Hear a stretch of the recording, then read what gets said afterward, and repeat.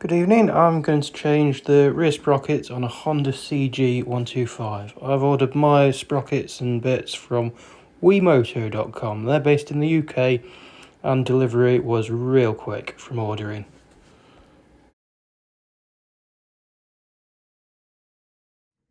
So then, tonight I'm going to try and change the rear sprockets.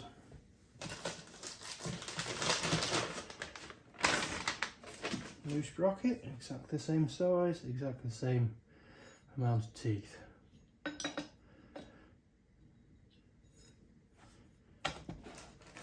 There. Just a little spacer and covers the bearing. This one has a Circlip.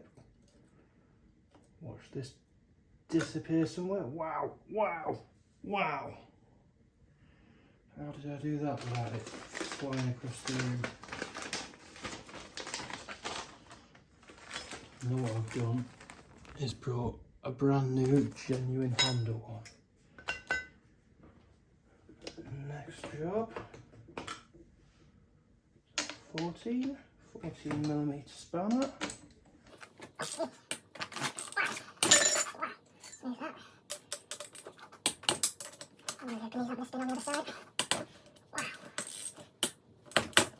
Fully expecting this to be the original sprocket.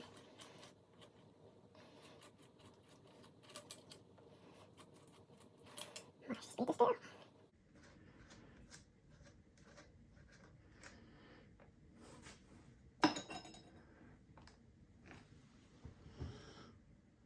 So yeah, that could well be the original.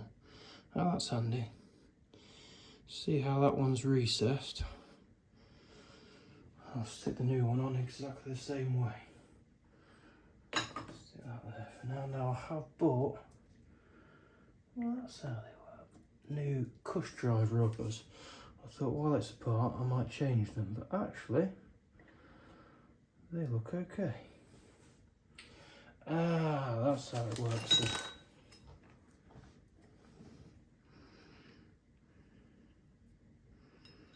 That bit sits there and the indent pins it to stop it spinning. So,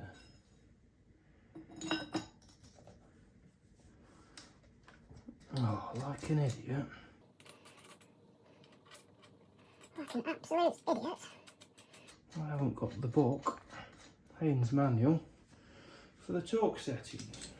Get ready to pause the video because here's the torque settings to do it correctly.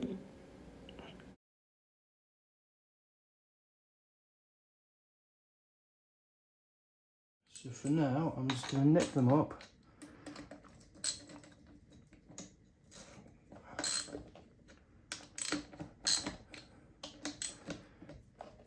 Bada bing, bada boom.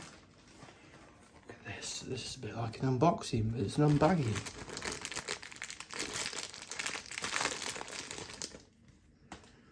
Ooh, shiny new Circlip. Now you probably won't need one of these.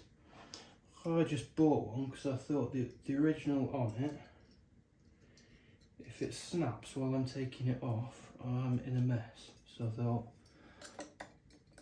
I'd buy one, then I've got it ready in case.